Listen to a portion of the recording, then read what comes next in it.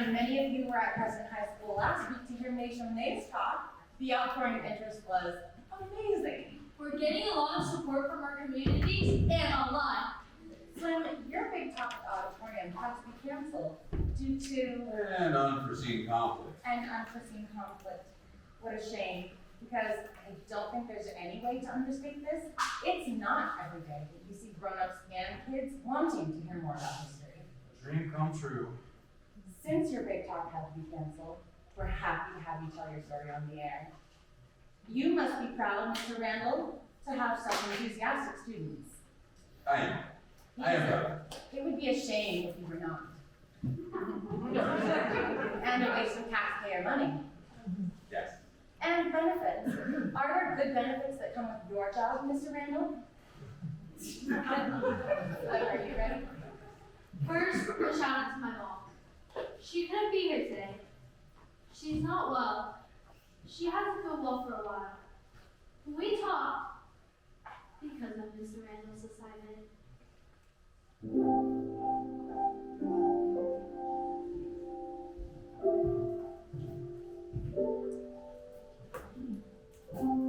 Yeah?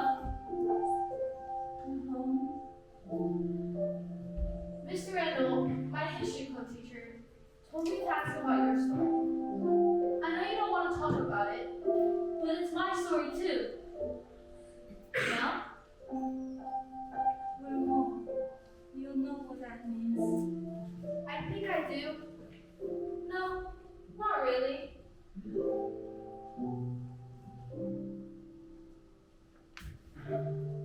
In the Secret War, your grandfather fought for the CIA against the communists. We came here so they didn't kill us. That is the story. At the Home Culture Center, I learned from Mr. Lu that our history goes back thousands of years.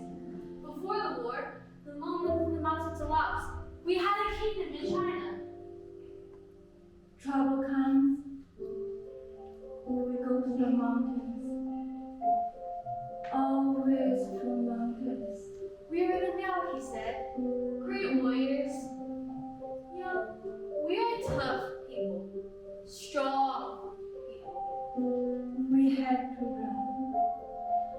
Mr. Ruth's grandfather, and many others, kids even, worked with the CIA to fight against the communists. But when the US pulled out of Vietnam, grandfather sent the family across the Mekong River to Thailand. So many running, soldiers shooting. I carried the baby sister on my back. Young calling me to bring the children. Bullets were flying, fires everywhere. Our animals dying, screams in the air. Shot us one by one. Children on the ground, nightmare had begun. I cannot stop the sun. She said, one day swim for your life. One day swim, gotta make to the other side. One day swim, don't make always wide. Our home is on fire. Stay alive, child, stay alive. Mr. Vu said many families tried to cross the river. They swam over it in rafts, but the soldiers shot them. They picked them off. Soldiers aimed at the children. You had 8 brothers and sisters, and your mother trying to cross the river. Young, had the baby sister on my back. She was so light, I barely felt her. Water everywhere, rocks were going down, screaming in the air. Failing I would drown, still I hear her voice calling out to me like night.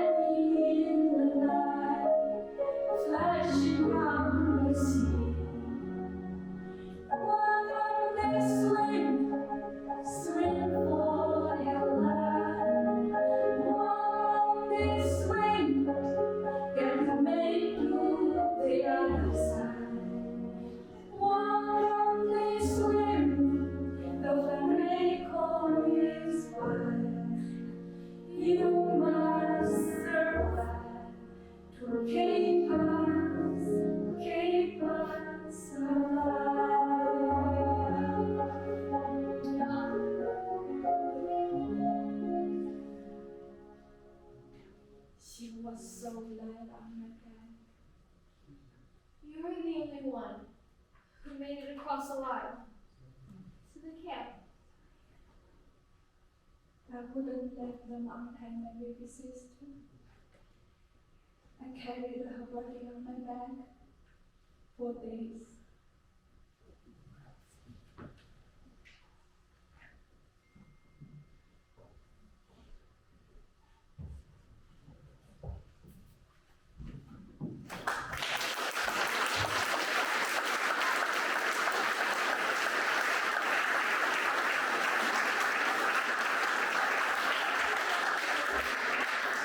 She met my father there. Together, they came here. That time when I was little. It's not easy for my mother. And people judge us. They call us names, they say we're all on welfare. They don't know we come from warriors and a generation that survived for thousands of years. That still survives in me. Thank you, sir. A big shout out to all the Hmong veterans who might be listening tonight. This song's for you.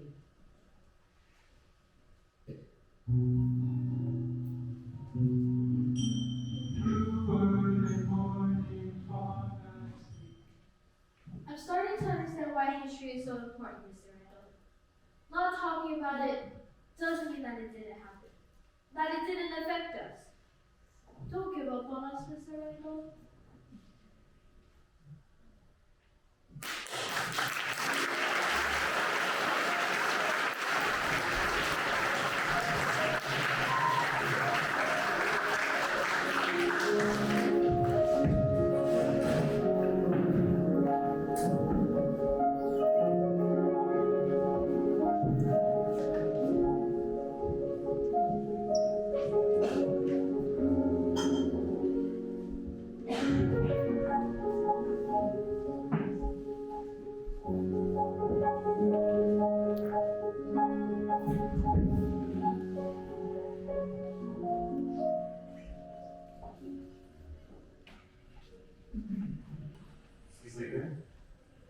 Greetings, Mr. Chairman.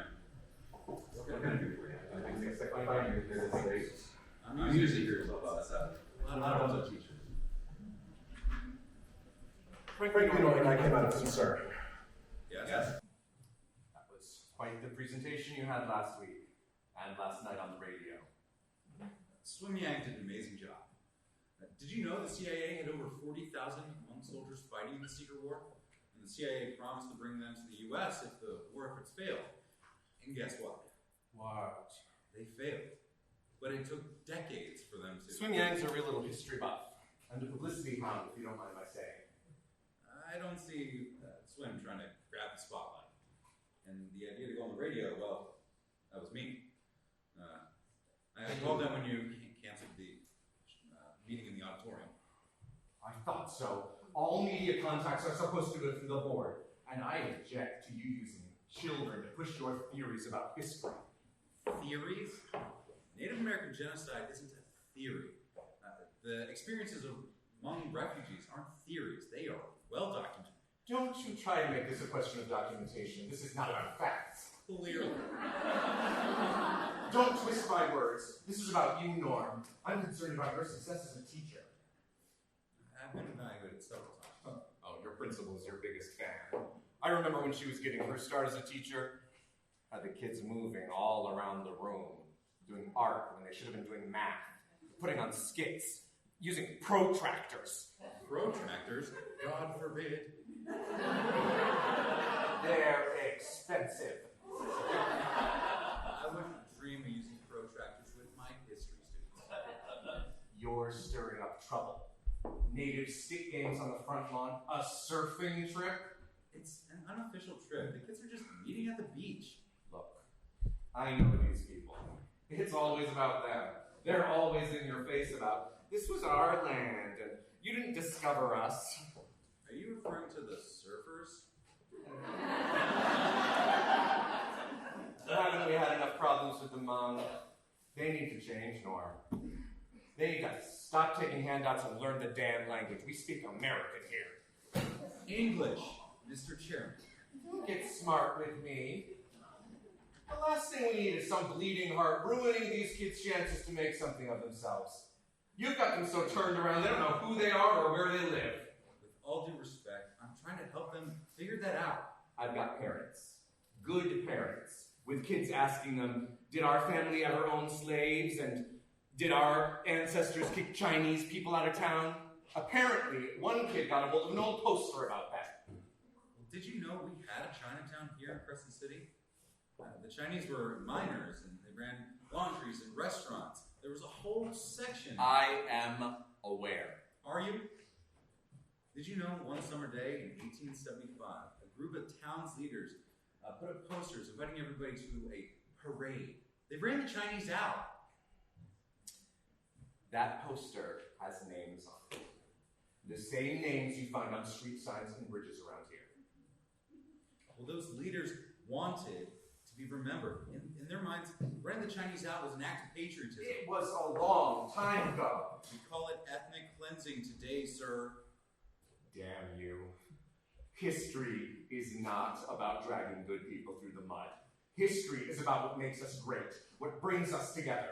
It's not that simple. And maybe we're not that great. Look, I know what you think about me, but I'm not some cardboard cutout. I'm an intelligent man, and I'm no bigot.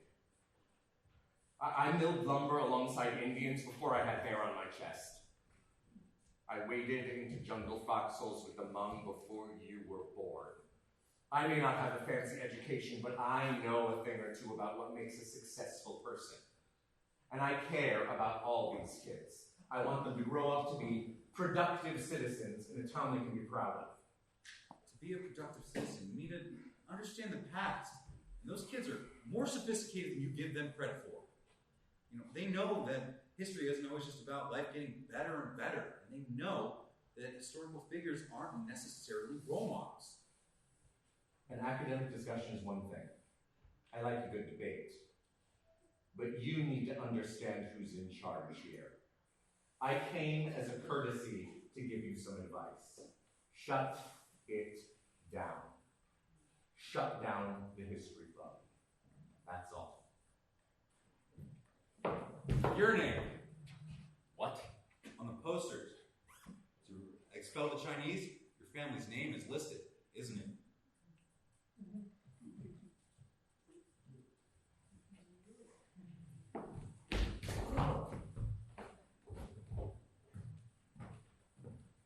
Mr. Randall, Liam, Vernon, what are you doing here so late? following man here. Going to talk to my dad. Really? I didn't think you had the, what do you call it, caboon-ass? Cojones. That's Spanish for balls, Mr. Randall. Surfers call him. Oh, it was most excellent. He didn't get all aggro with me. It was the first conversation we've had in a long time. He didn't even call me a name. Seriously, he was cool, and he knew a lot. Dude here now worships my dad. He offered me a job on his boat. I'm gonna crack for him. You are so screwed. Anywho, he told me about the Portuguese fishing community. Apparently, my great-granddad came here to fish. All my other greats walked. But get this, my granny was a school teacher, like you. She taught like half the town. She's in this book I'm reading. Found it at the library. Really? Duh, but check it. I'm gonna talk at the next meeting. Well, hang on. I'm not sure we can meet as a club anymore. Muck Fruckridge, man. You tell that old stink-eyed wanker I'm having none of that. Even Brian said he'd go visit him if it was up. Maybe. Deal. A deal's a deal. You came with me, I'm going with you. But it's prison. You don't want to go there. I don't want to go there. And he's an asshole. I feel you. We have passed the Rubicon, my soldier. There's no going back. You're going to the prison to interview your dad? He hasn't seen his dad in like 8 years. So he got really drunk and killed his girl with his Linda car. Byrena. I know. She was in my class at school. Every damn person in this town knows. He's your father, Vernon. You don't get another one. But what he did, That's not on you. but it is on me. It's how they all see me. It's fine. I'll ask him the questions. You can just chill.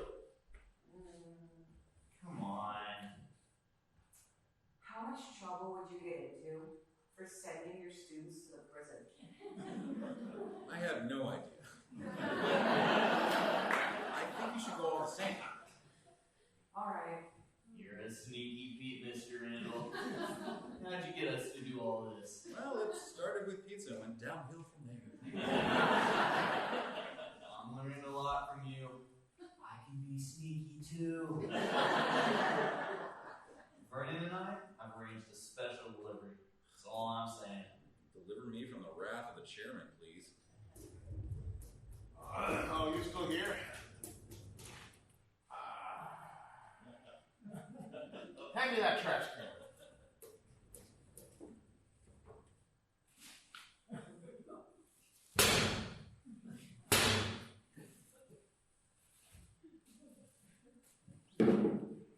Your club is popular, I see. It's attracting all kinds. Oh, yes. He's a bright kid. Say your speeches for the school board. You know, he feels it every day. I don't know about his dad, but that kid is caring enough right now. You surprised me with the radio show. The kids booked that show. I got invited last minute. I told you they were going to eat you alive. I just lied to the chairman. Told him it was my idea. He thinks I went over his head. I'm gonna lose my job. You said you wanted to play ball. It's history. It's just history. You know, when things get this hot, you're either doing something terrible or something wonderful. I can't tell which. I have some advice. Yeah, what's that? Get in front of the ball, kid! Special delivery? Ooh, that's some hot fucking Norman. Kind of late for coffee. Yeah. Hey, the radio show went well? That show may have just cost me my job. You didn't write out the kids? I didn't write out the kids. They like you. Do they? Well, yeah. You're sweet and smart and loyal, and sometimes you get excited about things and you get this sort of dreamy look in your eye. You hold out your arms like you're lecturing to a whole room full of other nerdy people. I'm nerdy. A little. Look, I don't hate it. well, is that why you came here? Because I'm nerdy and you don't hate it? No. I came to deliver your coffee. You owe me $7.50 plus tip. You're charging me for coffee? That's the way it works, bub. Wait, is that? I didn't order the coffee. Well, somebody called in the order. Hold on. Did you think that I came here? Please. So you didn't come here to... Apologize? Yeah, no.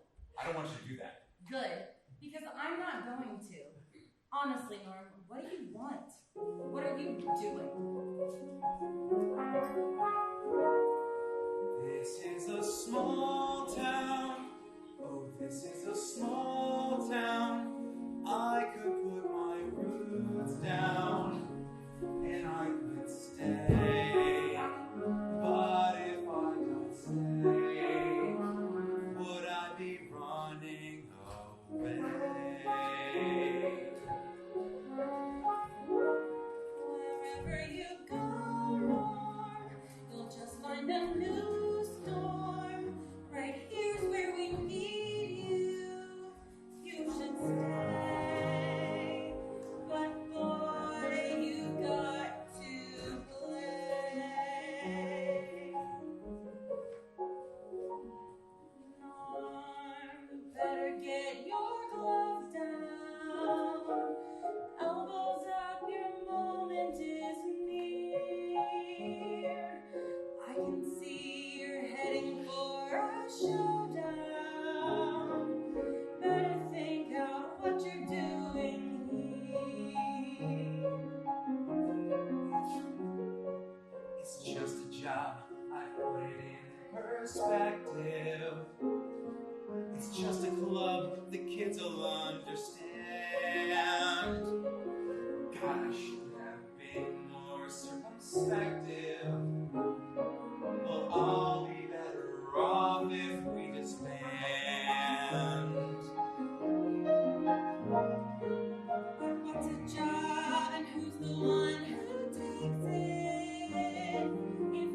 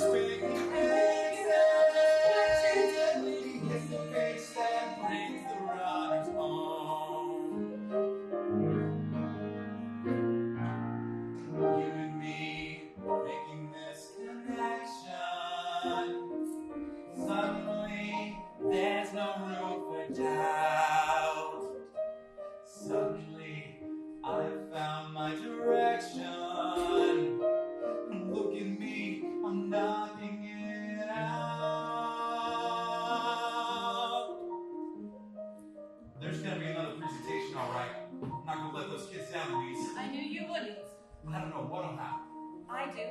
Something wonderful.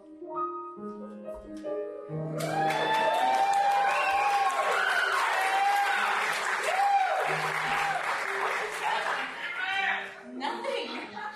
Wow, all that build-up. I like you. I like you too. Only 2 steps forward, 3 steps back, huh? This town's too small to hold you, please.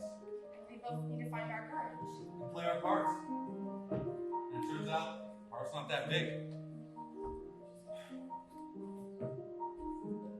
This town's too small. Are the kids in the stars, and that's what you're doing here? Making that happen. You have your own story to write. Girl, better pack You your have love suitcase. This place is much too small to hold And you your gave heart. them a story. I can see your future in a this place. If you can find the strength to play your part. What's a job and what's a life worth The moment living? is near, If all you do is dance behind and the you scenes. know you're The answer waits beyond the winding highway. Just walking down the road to find your dreams. Side by side, making this connection. Side by side, there's no room for doubt. Suddenly, we found our direction. Look at us, we're knocking it out. We're knocking it out.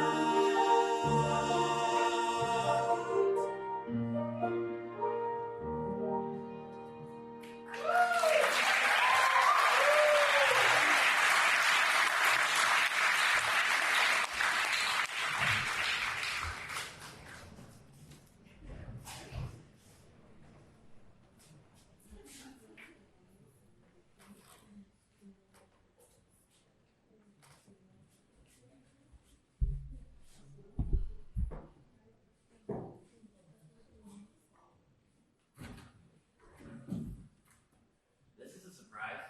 We're interviewing inmates about their histories. Some kind of school project? It's good to see you, Vern. You're so grown up. You're like a man now. More women than you ever were. Whoa, Ruth. How could you? I was a drunk. You hit Mom when you were sober. You hit me when you were sober. Honestly, like you better be a virgin. How is your mother? Last time I saw her, she was so tweaked out. I haven't heard from her in over a year. I'm clean now. No booze, no drugs. I'm up for parole in a couple of months. Congratulations. I'm gonna go now. I'll see you in a few. I'm leaving tomorrow. No, please. I'm so sorry about all I put you through. I wrote to you about it. I tore up the letters. I never read them. Okay. I hate you. You have a right to, but I love you. I love that you're sitting here, staring at me, hating my guts. I think about you every day. I say a prayer for you every night. Ask the questions. Dude. Ask the questions. Why did you come to Crescent City? I was sentenced to 25 years for gross vehicular manslaughter while intoxicated. I had 3 prior DUIs, and I fled the scene. I killed a girl who was walking on the side of the road, coming home from school. I mean, were you born here? No, Modesto. Pretty ironic, huh? Third time in the same town that I was just passing through, and I made that mistake. Your whole life has been a mistake. I thought I was lucky, you know? With you and your mom coming to stay here while I was locked up. But things fell apart pretty quick. Guess she got a boyfriend. He was lousy as you. Worse. I was still using him here. I've been clean though. 5 years now. What do you like about Crescent City?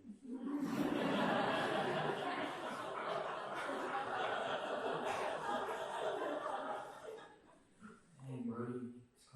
don't make any sense. How's this for a question? Why do you hate me? I still got the scar. This one right here along my scalp.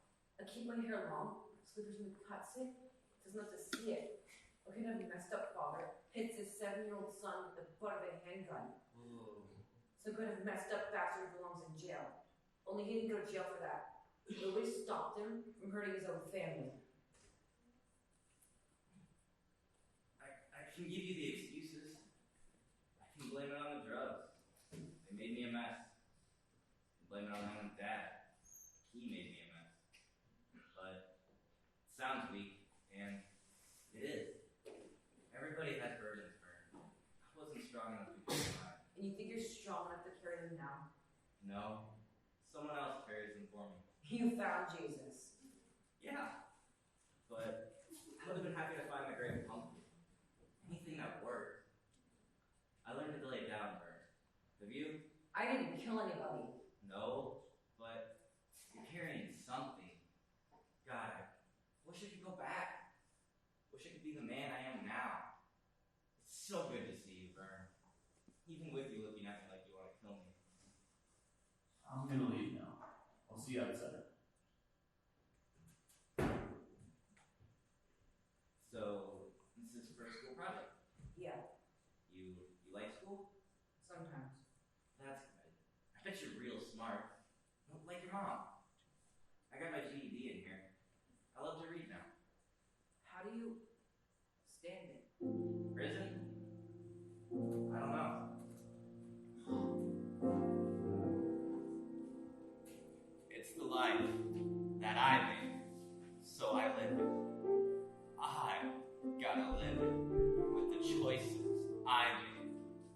But there's blood in my veins. I can feel it. I still feel it. And I look at your face. And a part of me is free. Sometimes I sit. Sometimes I have a workout.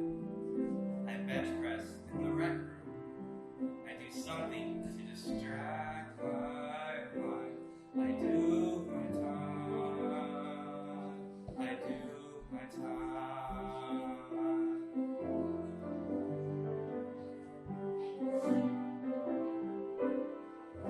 I dream a lot.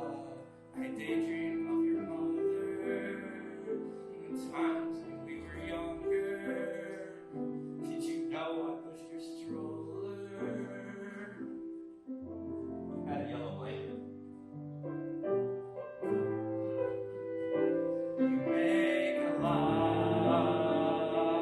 You make it out of sorrow. You make it out of what you've done. You build it on tomorrow.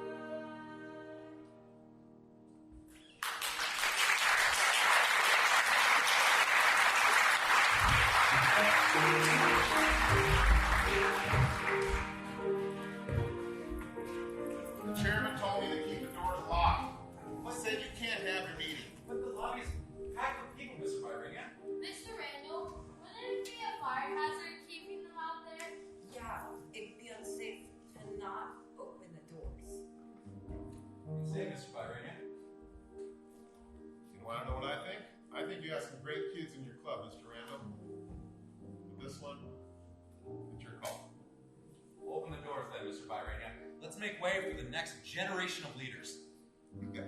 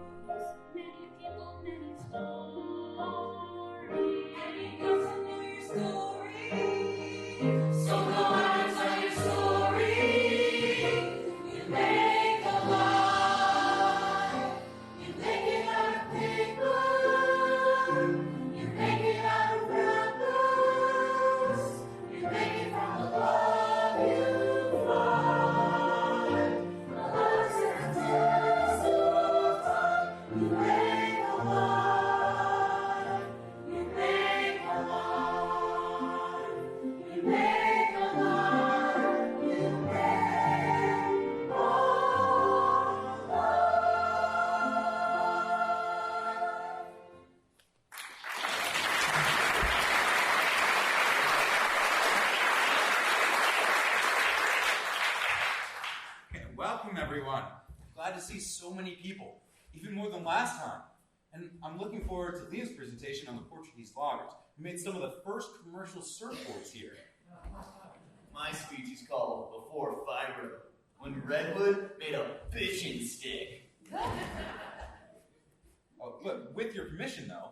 We'd like to ask that May Shumnay finish your presentation from last time. And May, I'm sorry that I disrespected you. And I'm sorry that I cut you off last time, man. Thank you. Thank you, Mr. Randall. And thanks to all the members of the History Club for encouraging me. I want to tell the story of my great-great-great-grandmother, one of my Tallahassee ancestors. In the late 1800s, she was home with a group of native people on a small island, a rock really, where the town's lighthouse is now. It must have been very cold and wet, with little shelter or food. That's enough. Norman, I warned you. Folks, we're going to have to cut this short. Mr. Chairman, I called this assembly. It's taking place. I'm telling you, son, I'm going to have your job. Respectfully, sir, this is my job. Way to get in front of the ball, kid! I don't think he can stop you, Mr. Randall. Go ahead, kid. It's a free country. You go, girl. Tell your story. Sit down, Mr. Chairman. It's our turn to listen.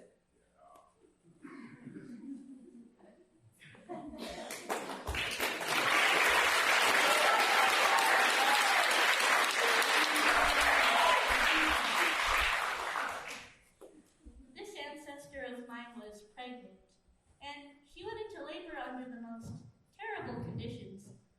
There on the rock, she gave birth to my great-great-grandmother. She was also named May. My point is, I just want to say, we're not just victims. We're here tonight, all of us, because our ancestors lived. We are survivors, like the rocks rising along our coastline, withstanding the ocean currents. As for the history of my family, we still live here.